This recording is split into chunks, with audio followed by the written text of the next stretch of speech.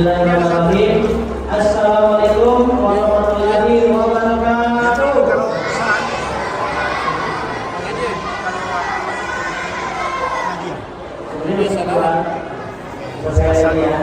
Bismillahirrahmanirrahim. Assalamualaikum warahmatullahi wabarakatuh.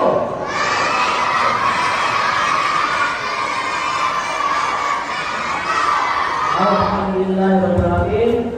Syukur kita mendengarkan kehadiran Allah SWT atas segala nikmat dan hidayahnya sehingga kita bisa berkumpul di tempat yang baru ini guna melaksanakan acara malam Nuzulul Quran 1446 Hijriah. Susunan acara pada malam hari ini untuk malam Nuzulul Quran 1446 Hijriah 2025 Masehi Masjid Taqwa Muhammadiyah sebagai berikut. Yang pertama, pembukaan. Untuk membuka acara ini, marilah kita membuka acara ini dengan membaca basmalah. Bismillahirrahmanirrahim. Acara berikutnya pembacaan ayat suci Al-Quran oleh Ustaz Muhammad Jufri. Yang ketiga, santunan salawat yang akan dibawakan oleh ibu-ibu Majelis Taklim Al-Munawwarah Muwaidah. Yang keempat, sambutan singkat Ketua Pengurus Masjid Taqwa Muhammadiyah yang akan disampaikan oleh Bapak Haji Suhaidi Arsyad SE. Yang kelima, hikmah Nuzulul Quran yang insyaallah pada malam hari ini akan disampaikan oleh Bapak Al-Ustaz Dr. Muhammad Hasin SAG MA. Yang terakhir, yakni penyerahan hadiah lomba semarak apabila Ramadan oleh remaja Masjid Taqwa Muhammadiyah. Dan yang terakhir, penutup. Baiklah, marilah kita melangkah ke acara selanjutnya, yakni pembacaan ayat suci Al-Quran yang akan disampaikan atau dibawakan oleh Ustaz Muhammad Jufri, dan kepadanya dengan hormat dipersilakan.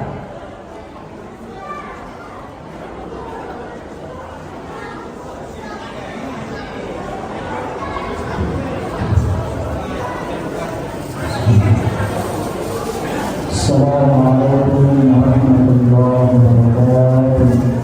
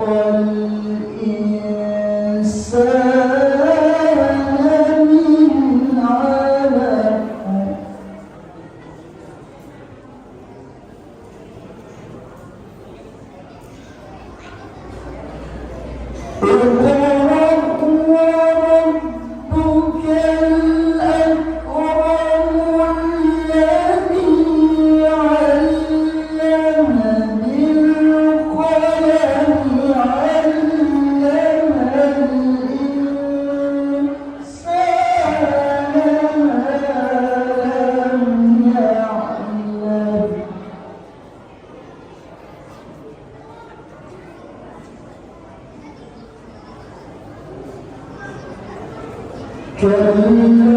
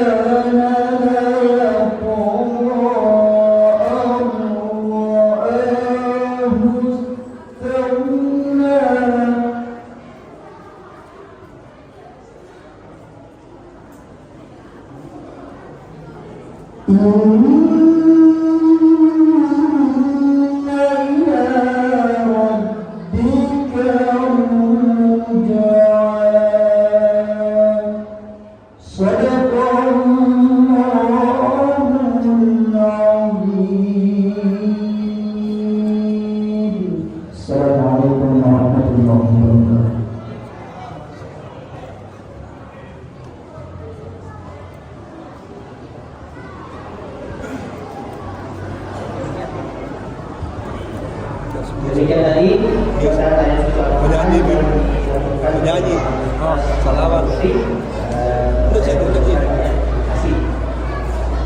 selanjutnya yakni lantunan selawat yang akan dibawakan oleh ibu-ibu Majelis Taklim Al-Munawarah Muhammadiyah, dan kepadanya dengan hormat kami persilakan. Pak Swaib, pasami mic na dekat penyanyi utama saat ini akan satu. Langsung saja, baik. Berhubung informasi bahwa maka langsung saja acara selanjutnya sambutan singkat yang akan disampaikan oleh Ketua Pengurus Masjid Taqwa Pondok Indah kepada Bapak Haji Sulhaji Asad SE. Waktu dan tempat kami persilakan. Bismillahirrahmanirrahim. Assalamualaikum warahmatullahi wabarakatuh. Yang saya hormati Bapak Ustaz Dr. Muhammad Fasir Depah, yang saya hormati para pengurus Masjid Taqwa Indah dan kaum muslimin dan muslimat serta anak-anak sekalian yang saya banggakan. Alhamdulillahirrahmanirrahim.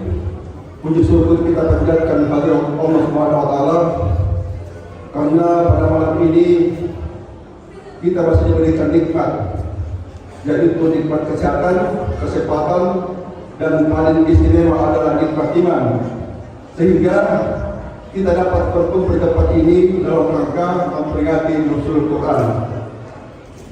Dan marilah kita secara bersama-sama mengirimkan salam dan salawat kepada junjungan Nabi besar Muhammad Sallallahu Alaihi Wasallam beserta keluarga dan para sahabatnya.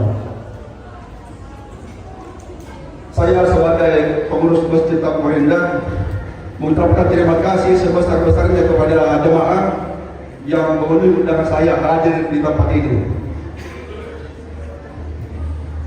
Nuzulul Quran adalah suatu peristiwa perjalanan di mana kejadiannya pada abad 610 Masehi, di mana Nabi Muhammad SAW dalam keadaan menyendiri di Gua Hira, tepatnya di Bukit Jabal Nur di Mekah, di mana beliau dalam keadaan sendiri, dan pada waktu itu datanglah malaikat Jibril menyampaikan wahyu, yaitu wahyu yang disampaikan ke Nabi Muhammad, yaitu Al-Quran. Dalam hal ini yaitu surah Allah ayat 1 sampai 5. Pada waktu itu Nabi Muhammad berumur 40 tahun. Sebagaimana tadi yang dibacakan oleh saudara kita Pak Jibril, ayat 1 sampai 5. Dan setelah turunnya ayat 1 sampai 5 itu, maka turunlah kembali Al-Quran secara berangsur-angsur selama 23 tahun. 23 tahun lama ini tidak sedikit, Pak. Itu terdiri dari 30 juz, 114 surah, dan 6.616 ayat. Dan tentunya sebentar kita harapkan kepada Pak Ustaz menyampaikan secara lengkap. Saya hanya sedikit untuk sehubungan dengan Nuzul Quran. Dan saya sebagai pengurus Masjid Taqwa Indah dalam hal ini mengucapkan terima kasih banyak sebesar-besarnya kepada jemaah, khususnya ibu-ibu yang telah memberikan kontribusi dalam bentuk sanak kue yang saya tahu itu kurang lebih 400 dos. Ini luar biasa, Pak. Luar biasa. Ini ibu-ibu ini memberikan sumbangan kue dalam hal ini yang kita nikmati. Dia adakan kue secara berjamaah, dia patungan. Jadi tentunya saya berharap kepada ibu-ibu, janganlah berhenti sampai di sini. Kita harap ke depan jika ada lagi peringatan-peringatan yang berhubungan dengan agama atau Islam, lakukan seperti ini. Jangan dikondom. Mudah-mudahan apa yang kita nikmat sekarang ini dari ibu-ibu dapat memuaskan. Dan tentunya sebentar akan penyerahan hadiah kepada anak remaja. Tentunya sudah ada yang mendapat juara 1, juara 2 dan 3. Dan panitia pun menyiapkan hadiah ala kadarnya. Tapi saya harap kepada anak-anak yang mulai juara jangan lebih kecil hati. Tapi syukurilah. Ini kalau sahabat saya lebih dan kurang yang menyebabkan. Wabillahi taufiq wal hidayah. Wassalamualaikum warahmatullahi wabarakatuh.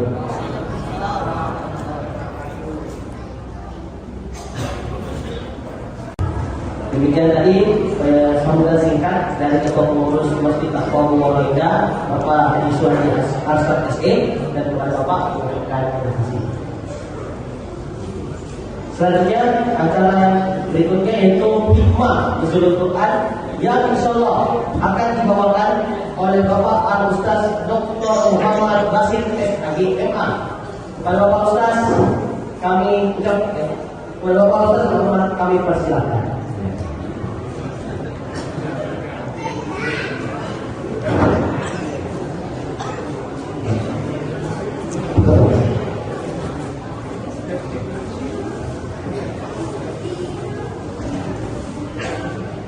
Bismillahirrahmanirrahim. Assalamualaikum warahmatullahi wabarakatuh.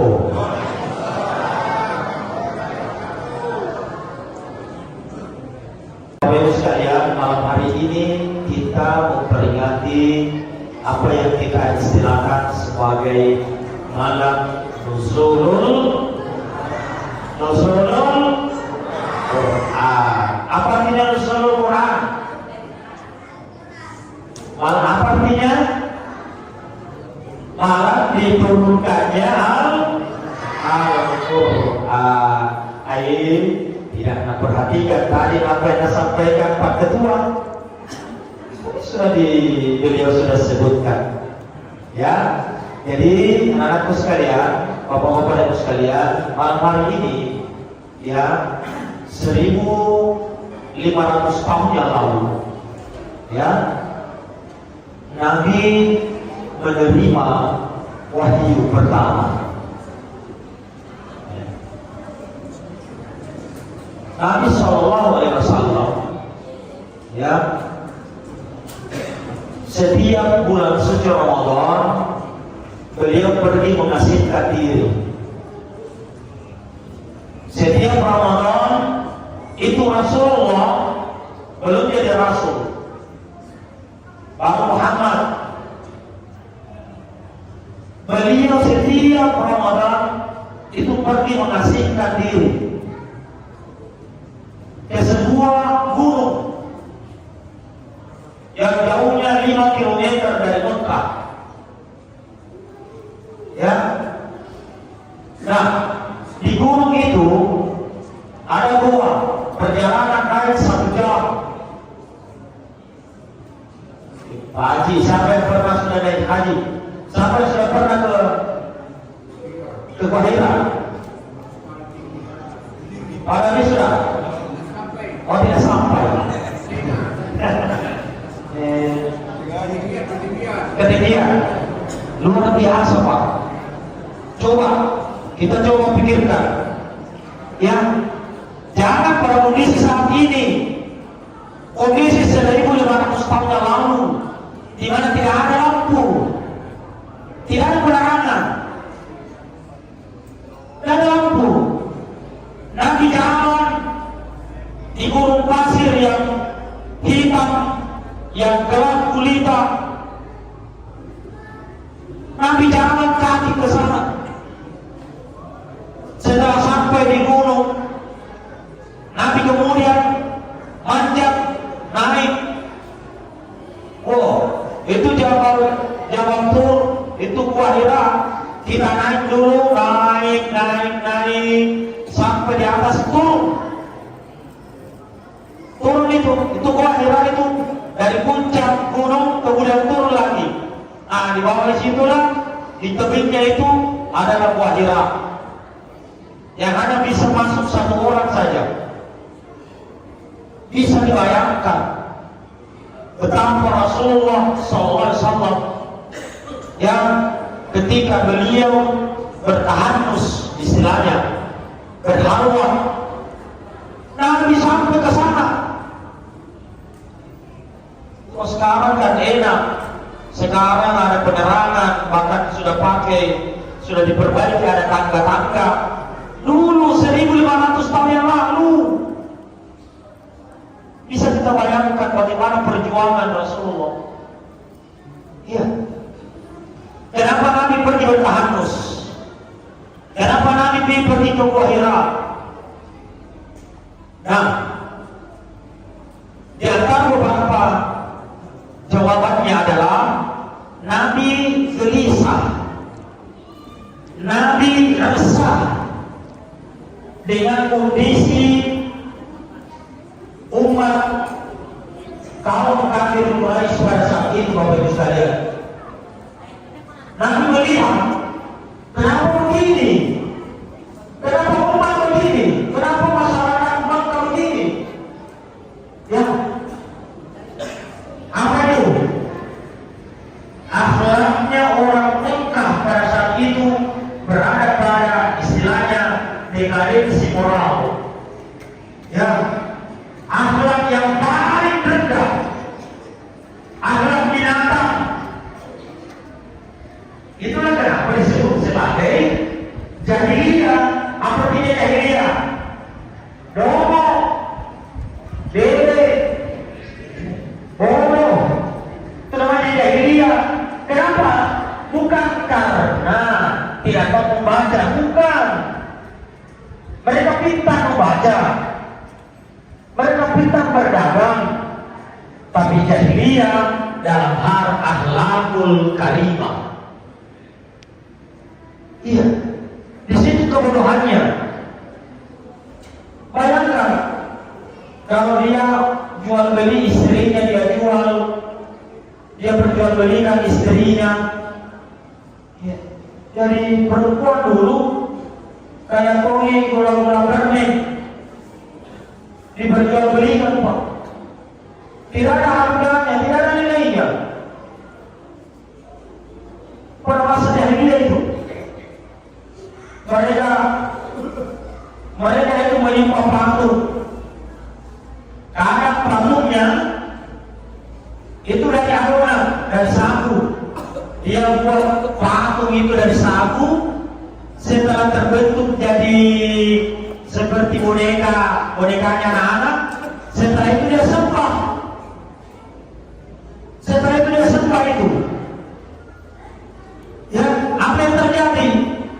Setelah dia lapar, dia makan Tuhannya. Bayangkan, saking bodohnya itu. Yang namanya minuman keras, itu minuman hari-hari. Ya, orang-orang sekarang kalau minum minuman keras, ya ada itu yang apa itu, topi miring, balok dan kawan-kawan. Orang kafir Quraisy, dia mandi itu minuman keras. Dia mandi, Pak.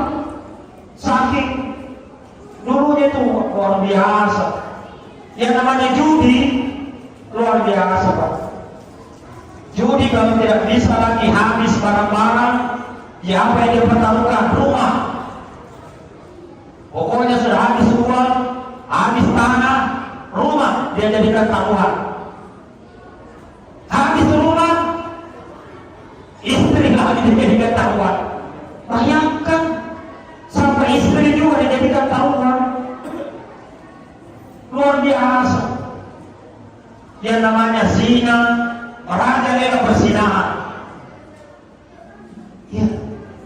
Yang namanya pembunuhan, merajalela bahkan. Ya. Umar bin Khattab sendiri itu dalam riwayat itu Umar kalau dia menoleh ke sebelah kanan dia tersenyum, menoleh sebelah kiri dia menangis. Kenapa? Ditanya Umar kenapa? Ternyata dia ingat perilakunya waktu sahabat jahiliyah. Itu Umar. Kenapa? anaknya lahir dan anaknya adalah seorang perempuan. Malu dengan anak perempuan. Akhirnya dia kubur hidup-hidup. Dia kubur hidup-hidup gara-gara hanya anak perempuan. Itulah perilaku kaum jahiliyah. Nabi rasa, kenapa begini? Ada apa ini? Kenapa begini? Kenapa moralnya? Kenapa akhlaknya? Sungguh terlalu keterlaluan, bahkan lebih hina daripada binatang. Akhirnya Nabi pergi setiap Ramadan. Nabi meninggalkan kota Mekah, rumahnya, ya, kemudian beliau pergi bertahanus di Gua Hira. Dikasihlah perbekalan, kasih bekal oleh istrinya Khadijah. Ini bawa bekal. Nah, beliau kemudian ke sana, ke Gua Hira. Ya, nah, Bapak Ibu sekalian, itulah yang menyebabkan Nabi sampai melakukan tahanus. Nah, akhirnya tibalah masanya. Ya, setelah beliau beberapa hari di Gua Hira, ya, itu Nabi kalau datang sana habis bekalnya pulang lagi. Setelah itu bawa bekal ke sana lagi, ke Gua Hira lagi. Nah, setelah itu ya datanglah malaikat Jibril. Ya, di malam hari pada tanggal, anak-anak sekalian, tanggal berapa tadi? Tanggal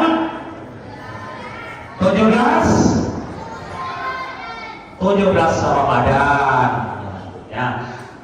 Pada tanggal 17 Ramadan, ya, datanglah malaikat Jibril membawa wahyu.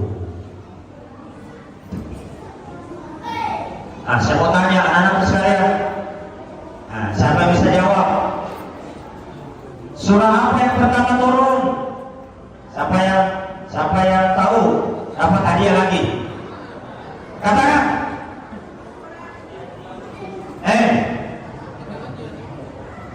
Apa yang pertama turun? Bacalah. Surah apa? Siapa yang hafal? Siapa yang tahu? Tadi sudah disampaikan sama Pak Ketua. Ayo, siapa? Ini, ke sini. Dapat hadiah. Ini dikasih hadiah. Sini nak. Ayat yang pertama turun apa? Surah apa?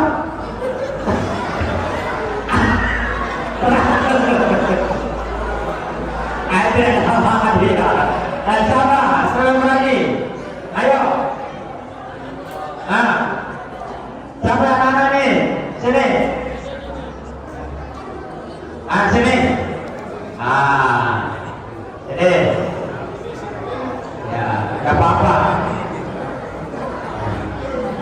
Sekarang surah yang pertama Al-Alaq.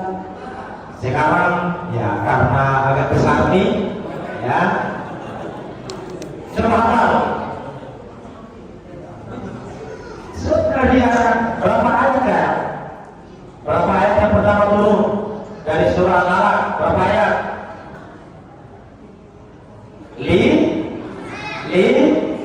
5 ayat. Apa? Bismillahirrahmanirrahim. Iqra bismi rabbikal ladzi khalaq. Khalaqal insana min 'alaq. Iqra wa rabbukal akram. Alladzi 'allama bil qalam. 'Allamal insana ma lam ya'lam. Bagus. Kasih hadiah. Kalau pintar orang dikasih hadiah. Tadi? Oke, dapat hadiah. Pintar. Ya, kalau pintar dia orang kasih hadiah. Jadi yang ayat yang pertama turun adalah Iqra. Ya, surah namanya surah Al-Alaq. Dari ayat 1 sampai ayat 5. Pertanyaannya, ya ibu-ibu, saya tanya ibu-ibu, ibunya saya tanya ibu, kenapa Iqra? Kenapa bukan surah Al-Fatihah? Kenapa Iqra? Iya, aku tahu sih acara artinya itu. Artinya, nah, ini ada rahasia. Malam ini sebahas itu. Kenapa Iqra? Kenapa bukan yang lain? Kenapa bukan perintah sholat? Kenapa bukan puasa?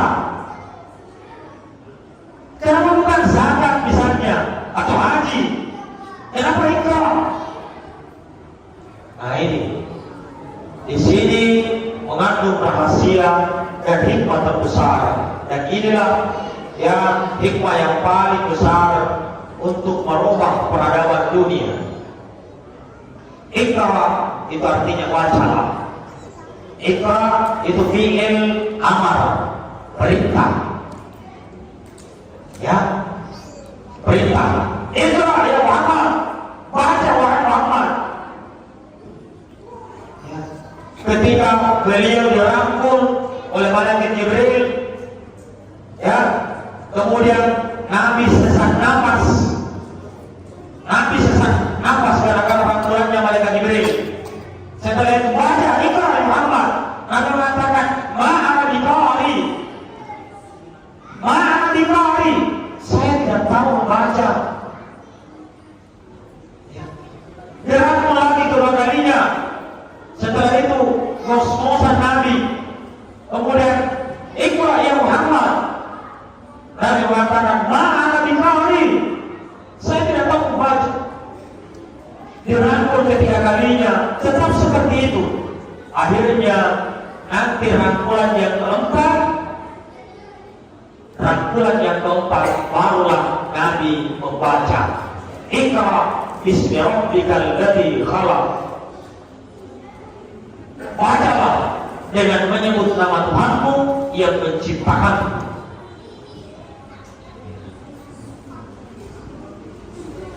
Salah satu bukti, salah satu hikmah. Nah, ini perlu kita tahu semua supaya kita yakin semua Pak. Ya, salah satu hikmah terbesar. Kenapa Nabi saya tidak tahu membaca? Kenapa Nabi mengatakan saya tidak tahu membaca? Itu artinya bahwa Al-Quran itu bukan buatan Nabi. Bukan Nabi yang buat itu Al-Quran. Bukan Nabi yang karang. Bukan karangan Nabi itu Al-Quran. Itu untuk membantah orang-orang orientalis yang mengatakan Al-Quran itu bikinan Muhammad. Al-Quran itu karangan Nabi Muhammad. Bagaimana mungkin Nabi mengarang Al-Quran sementara beliau tidak tahu menulis, tidak tahu membaca? Iya kan? Makanya Nabi mengatakan saya tidak tahu membaca, saya tidak tahu menulis. Akhirnya dituntunlah oleh malaikat Jibril, Iqra, baca. Ya, dengan menyebut nama Tuhanmu yang telah menciptakanmu. Nah, bapak-bapak sekalian dan ibu sekalian, kenapa yang pertama Iqra? Salah satu jawabannya menurut para ahli, semua ahli tafsir, sampai semua para ilmuwan mengatakan, kenapa Iqra? Artinya bacalah, agar supaya kita orang Islam yang paling utama adalah harus memiliki pengetahuan. Kita harus berilmu. Kita harus punya ilmu. Kenapa bukan sholat? Sholat itu harus berilmu. Kenapa bukan zakat? Kenapa bukan puasa?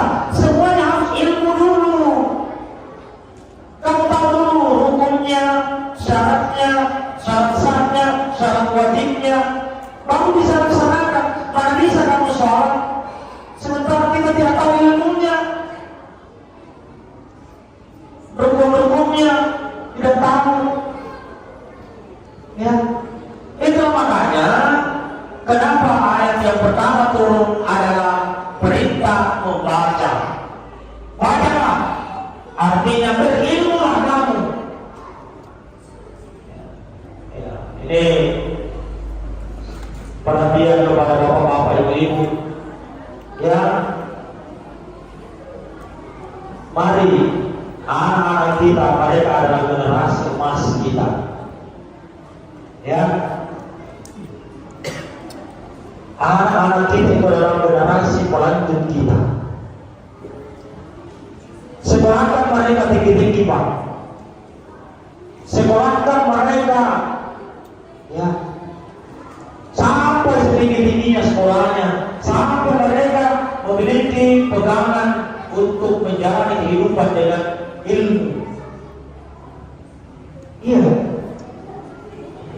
saya ingat, tak maaf, saya pribadi, orang tua saya itu hanya tamatan SR, itu bapak saya hanya tamat SR, sekolah rakyat. Mama saya tidak tamat, bahkan ibu saya itu tidak tamat sekolah. Tapi saya semua bersaudara, semuanya sarjana.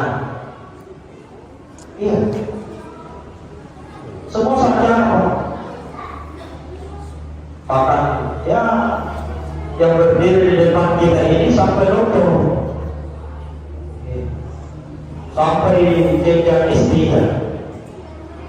Ya, saya dari Mangkuso 7 tahun di Mangkuso, kemudian lanjut S1. Ya, sejak tahun saya di Mangkuso tahun 89. Ya, kemudian lanjut setelah sampai 96 lanjut kuliah, ya, sampai terakhir S1, S2, selesai S3 2017. Selesai. Orang tua saya orang miskin, Pak. Bapak saya orang miskin, sangat miskin. Tapi demi perjuangan, demi anak-anaknya itu rela, ya, untuk menyekolahkan sampai biar dia tidak makan. Ya, itu biasa diceritakan ke saya, karena seandainya dikumpul semua, dia bilang, seandainya dikumpulkan semua itu uangmu, uang kuliahmu, uang sekolahmu, saya bisa naik haji. Dia bilang, saya bisa naik haji. Seandainya saya kumpul itu semua uang sekolahmu, bisa naik haji. Tapi dia tidak naik haji gara-gara menyekolahkan saya. Ini, saya tidak bisa berdiri di sini, di mana-mana saya tidak bisa berdiri. Seandainya bukan karena sekolah. Untuk merubah nasib, sekali lagi, untuk merubah nasib, maka merubah nasib itu dengan sekolah. Maka sekali lagi, anak-anak kita ini generasi ke depan mereka, ya, sekolahkan mereka, sekolahkan tinggi-tinggi mereka, Pak, ya, agar mereka menjadi, ya, buah hati kita ke depan, ya. Nah, baik, itu yang pertama. Ikra itu makna baca, kamu berilmu, kamu miliki ilmu sebanyak-banyaknya, miliki ilmu setinggi-tingginya. Ilmu itu akan menjaga kita. Ilmu semakin banyak kita kejar, semakin banyak yang kita tahu. Harta, kalau harta ais, harta itu kadang akan habis. Harta itu, ilmu itu menjaga kita. Sementara harta selalu kita mau jaga. Siapa dijaganya hartanya, supaya mudah-mudahan tidak ada yang curi. Tapi kalau ilmu yang akan jaga kita. Maka Nabi mengatakan talabul ilm faridatun ala kulli muslimin wa muslimah. Menuntut ilmu wajib bagi laki-laki maupun perempuan. Itu wajib. Bahkan di ayat lain, ya di ayat itu Allah mengatakan, yarfa'illahu alladhina amanu minkum walladhina utul ilma darajat. Ini yang saya pegang. Ini yang saya pegang. Yarfa'illahu alladhina amanu. Allah akan mengangkat derajat orang-orang yang beriman dan derajat orang-orang yang berilmu. Bayangkan, kalau Allah yang jamin, Pak, Allah yang jamin, yarfa'illahu alladhina amanu. Allah akan menjamin, Allah akan mengangkat derajat orang-orang yang berilmu beberapa derajat. Coba, saya, Pak Ketua, kalau ada akikah Bapak Sanji, oh selama ada satu yang di atas, Pak, duduk di atas. Saya selamanya duduk di atas. Baru di depan saya kepala kambing. Kepala kambing di depan saya, kepala kambing pada Resi. Betul, terus terang ini. Dua ekor lagi. Tapi orang yang tidak tahu, dibawa ke sana. Dibawa, kalau tidak tahu, dibawa. Kenapa? Karena tidak tahu. Itu artinya penghargaan kepada ilmu pengetahuan. Betapa kita dihargai. Betapa kita dihargai. Karena Allah menjamin, Allah akan mengangkat derajat orang-orang yang berilmu. Maka dalam Al-Quran Allah mengatakan, hal yastawi alladziina ya'lamuuna wal ladziina laa ya'lamuun. Orang-orang yang biasa belajar ilmu nahwu saraf, ya kita di pesantren itu harus itu nahwu saraf. Hal itu hal pertanyaan. Hal samakah? Itu artinya hal. Tapi ini hal namanya istifham. Istifham inkari, pertanyaan yang tidak membutuhkan jawaban. Itu namanya istifham inkari. Samakah? Hal yastawi alladziina ya'lamuuna wal ladziina laa ya'lamuun. Samakah orang yang berilmu dengan orang yang tidak berilmu? Samakah orang yang pintar dengan orang yang dongo? Tidak perlu dijawab. Karena ini namanya istifham inkari, pertanyaan yang tidak membutuhkan jawaban. Artinya jawabannya sudah ditahu. Pasti ditahu. Ini pasti tidak sama antara orang pintar, orang cerdas dengan orang yang tidak memiliki keilmuan. Iya, pasti tidak sama. Itu sudah jelas. Maka ya, kenapa Iqra? Kenapa pertama ayat pertama turun adalah perintah membaca agar kita memiliki keilmuan. Kalian harus menjadi orang yang intelektual, yang punya keilmuan. Ya, kita harus punya ilmu. Kalau tidak, Islam akan terbelakang terus. Nah, sekarang ya, yang kedua, Iqra. Lanjutkan yang tadi, Iqra bismi rabbik. Apa artinya bismi rabbik? Artinya baca dengan menyebut nama Tuhanmu. Ya. Apa maknanya? Apa rahasianya? Nah ini perlu. Ini ujian ini. Sangat ujian Pak. Kedua, kita paham. Kenapa Allah mengatakan Iqra bismi rabbik? Ya, berilmulah kamu, miliki ilmu pengetahuan, tinggikan ilmumu, ya, jadi orang pintar. Tapi, bismi rabbik, orang pintar, tapi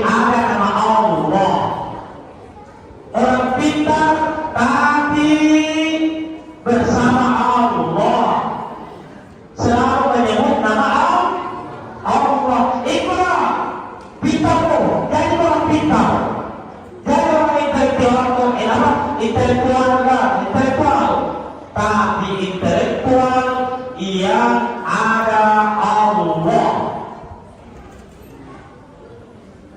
Sekarang banyak orang pintar, tapi pintar pada waktu banyak orang pintar Pak, tapi pintar menipu.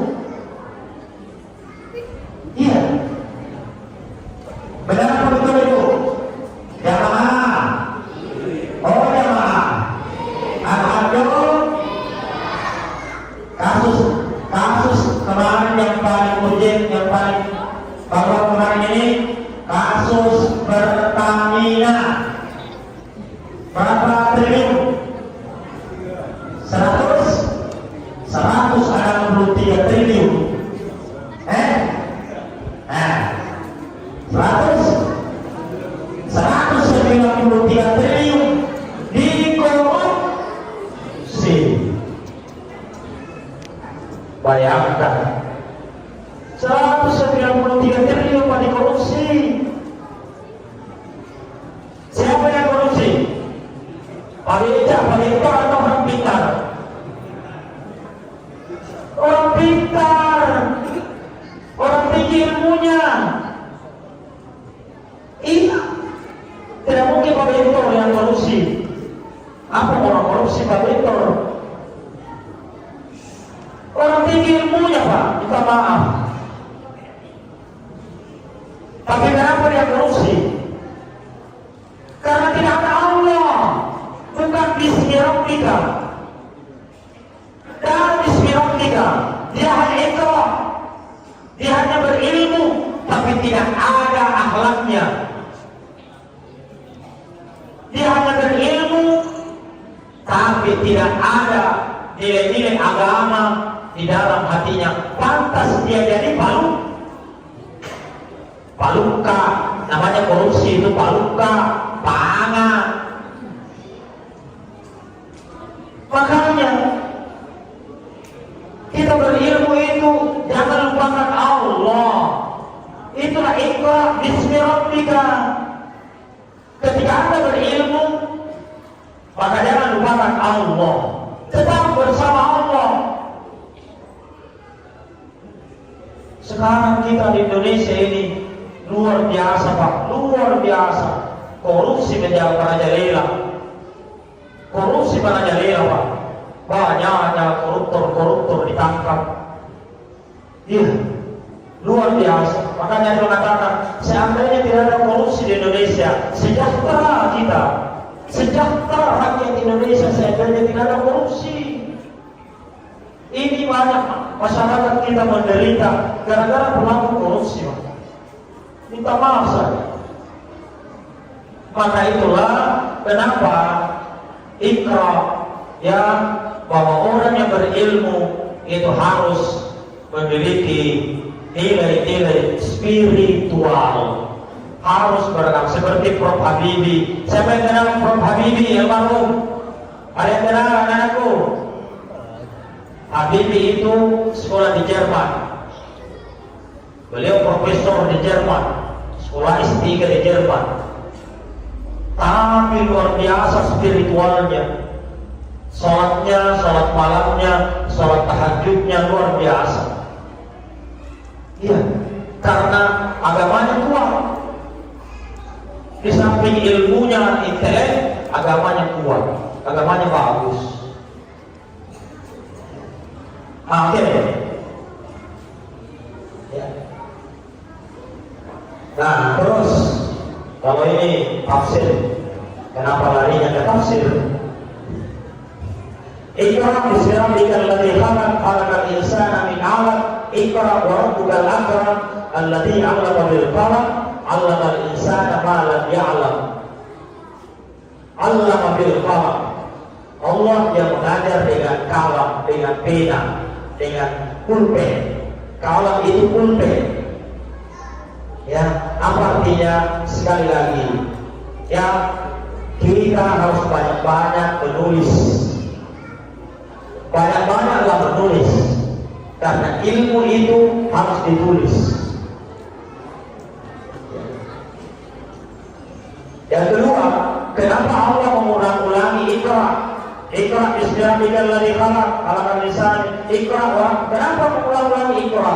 Salah satu rahasianya adalah Allah menyuruh kita, itu ilmu ulang-ulangi. Bukan hanya satu kali orang membaca, ulangi terus. Itu prinsip bahwa ilmu itu harus diulang-ulangi. Itulah kenapa iqra itu diulang-ulangi. Baik, sekalian. Lanjut. Dan tidak ada ini Bu, sudah sampai nanti dalam nanti. Ya, ini di besi kita ini ada itu besi-besi lain. Ya tidak ada ceramahnya. Tidak ada ceramahnya, pokoknya sudah salat isya langsung sudah tarawih pulang. Ya. Nah cari yang cepat. Wah, pokoknya mana ada sholat tarawih yang paling tercepat. Ya. Ada itu di Tamam itu, ada itu di viral di TikTok itu. Ya, sholat tarawih 20 rakaat hanya 5 menit. Bayangkan kalau 20 rakaat kalau 5 menit itu obat yang satu kali nafas sudah mengambil dari mana dia? Allah, kok biasa? Ada orang ini minta maaf nih. Sepertinya salat tarawih itu hanya menjadi formalitas. Salat tarawih itu hanya supaya selesai di tarawih. Ada yang instan, ada yang cari serba cepat. Mana yang cepat? Oh di sini cepat, oh di sini cepat. Itu kan kita cari. Sudah itu mulai dari tarawih pergi ke warkop. Bukan pergi pulang di rumahnya istirahat, masih pergi keliuran sana sini keliuran. Seandainya maksud saya sudah dipakai pulang mau ke rumah mau tidur, ini justru keliuran. Pergi apa? Pergi di warkop, pergi di mana? Pergi berguna, terlibat seperti sembahyang, pergi tarawih. Ya. Ibu-ibu kalau di sini ini Pak Ketua ada tuh mesti di sana Pak Ketua, ya, tidak pernah habis jamaahnya Pak, sampai terakhir Ramadan selalu penuh masjidnya. Ya, saya sudah berapa tahun di sana, tidak pernah habis jamaahnya. Kenapa? Karena setiap malam dapat hadiah. Setiap malam ada istri saya di belakang ini. Ya, putra memang nih, ada tuh ikut istri itu kan, bapak, yes, apa kisah lo? Kalau perempuan datang mengena, saya bilang, seandainya di Bunur Indah ini setiap malam hadiahnya motor. Setiap malam saya ke sini, pokoknya tidak ada lagu yang lain di sini Pak. Luar biasa Pak. Itu hanya sarung saja kita dibagi setiap malam, tidak pernah habis jamaahnya Pak. Karena setiap malam 5 sarung, 5 mukena. Saya bilang khawatir, saya bilang gampang. Niatku pergi sholat tarawih gara-gara sarung. Iya, siapa tahu niatnya mau pergi sholat tarawih hanya untuk dapat sarung. Nah, baik. Syahrul Ramadan alladzi unzila fil Qur'an. Allah mengatakan bulan suci Ramadan adalah bulan diturunkannya Al-Quran. Ya, bulan Ramadan ini adalah bulan diturunkannya Al-Quran. Jibril setiap setiap bulan Ramadan itu turun. Ibu, ayo, setiap Ramadan malaikat Jibril turun ke baginda Rasulullah untuk mengaji bersama-sama dengan Nabi. Setiap Ramadan Jibril datang kepada Rasulullah mengaji tartil warattilil Qur'ana tartila itu dalam Al-Quran, mengaji tadarus. Saya mau tanya ibu, jamaah, aku tanya nanti, mana yang lebih banyak kita pegang, Al-Quran atau HP? Jujur sekali ibu, terlalu jujur nih. Tapi ibu apa sih? Lebih banyak pegang HP-nya daripada Al-Quran. Iya, bagaimana nih bisa pintar mengaji? Kalau saya HP mau, ibu itu nanti hari ya, mana lagi ada baju baru atau mukena baru. Apa yang cari? Yang live, yang COD. Mana kan COD? Itu mah Nabi sekali lagi setiap Ramadan Nabi mengaji tadarus bersama Jibril. Ya, ini juga yang perlu kita ini Ramadan kembalilah kepada Al-Quran. Ada anak kita mengaji, bapak-bapak yaitu semia, yaitu si bapak-bapak, apa itu si bapak-bapak? Minta maaf. Ya, itu ada itu yang laki-laki nih, minta maaf. Apa itu yang slot, yang skuter.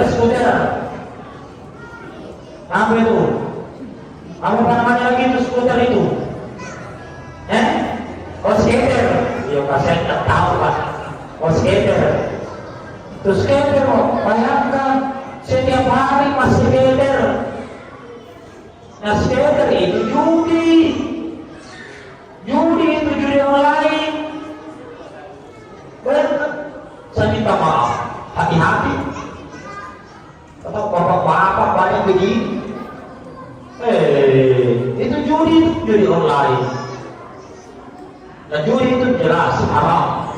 Innamal khamru wal maisir wal ansar wal azlam rijsun min amali syaitan. Fajtanibuhu. Dikatakan itu haram. Itu adalah perilaku setan. Itu perbuatan setan. Tapi mana sekarang pertama setiap hari skater slot itu mana negaranya? Padahal itu judi. Nah, ingat sekali lagi saya ingatkan kita selaku bapak, ibu kita punya tanggung jawab. Pasti nanti kullukum ra'in wa kullukum mas'ulun an ra'iyati. Kalian wahai para orang tua akan dimintai pertanggungjawaban di hadapan Allah. Bagaimana anak-anakmu? Ku anfusakum wa ahlikum. Jaga dirimu, jaga keluargamu, jaga anak-anakmu dari api neraka. Termasuk pergaulannya. Sekarang Pak, semua sakit. Masyarakat tidak sakit, pergaulan sakit. Sekarang banyaknya kenakalan anak remaja. Ada pun kamu kenakalan orang tua. Semua sakit. Tidak ada yang bisa membentengi anak-anak kita kecuali keluarga. Kecuali keluarga ibu. Ya, maka tarik. Saya pesan malam hari ini, tolong jaga anak kita. Termasuk bapaknya, jaga bapaknya. Ya, saya kemarin khutbah di Bukit Tanaya, di Mesir. Takwa juga kalau Tanaya khutbah. Saya lewat di sini, Banyaknya paling mahal di sini. Mahal jauh tuh di sini. Kuliah tinggi ditutupi itu di atas. Tapi kelihatan sedangnya, kelihatan sedangnya di dalam. Dan di atasnya tertutup, di bawah terbuka. Pulang akan dibuka. Masih banyak. Sebenarnya, enaknya makanya kapatukin ada buaya. Selama makan buaya, tidak bisa dibohongi. Dan bisa dibohongi di situ, Pak. Kenapa? Banyak motor. Banyak mobil bila banyak coba kalau dianggap saya bohong. Ya kalau saya dianggap saya berbohong, coba di besok jangan-jangan. Luar biasa. Ayo. Jagain bapaknya nih. Sebentar ada mobil di sini. Ya kan?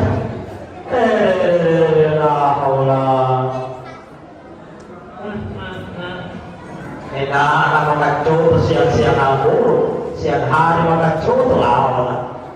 Ini nih yang tidak mengikuti Al-Quran. Al-Quran mengatakan, kutiba alaikumus syiyam, wajib kepadamu berpuasa. Wajib berpuasa. Banyak tumpul di makan coto. Allah mengatakan aqimus shalah, dirikan salat. Maka kalau kita mau selamat, tidak ada lain, jadikan Al-Quran itu menjadi imam. Di kuburan itu datang malaikat Munkar wa Nakir. Apa pertanyaannya?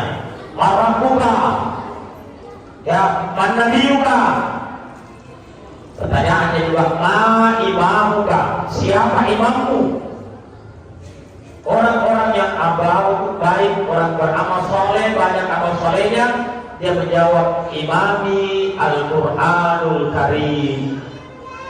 Al-Quran yang besar harapan saya pertama, Bapak Ibu sekalian, ajari anak-anak kita mengaji, Pak. Ajari anak-anak kita mengaji. Ajari anak kita mengaji.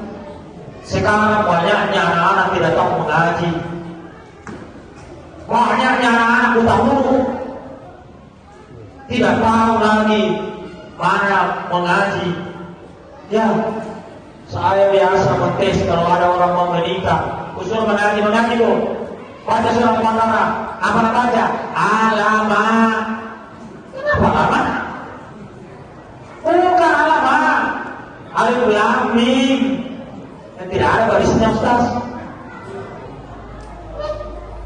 Baca ini Hamim, apa baca? Hama. Apa hama? Hama itu Kenapa kamu tidak tahu mengaji? Itu kondisinya sekarang. Kita maaf, ajari anak-anak karena mereka akan menjadi tanggung jawab kita di hari kemudian. Apakah kita masuk surga atau mereka yang membawa kita neraka? Tergantung dari kita orang tua, bagaimana pendidikan akhlakul karimah, pendidikan agama bagi anak-anak kita. Demikian saya jadikan ucapan Allahumma muwaffiq ila aqwamit thoriq. Assalamualaikum warahmatullahi wabarakatuh.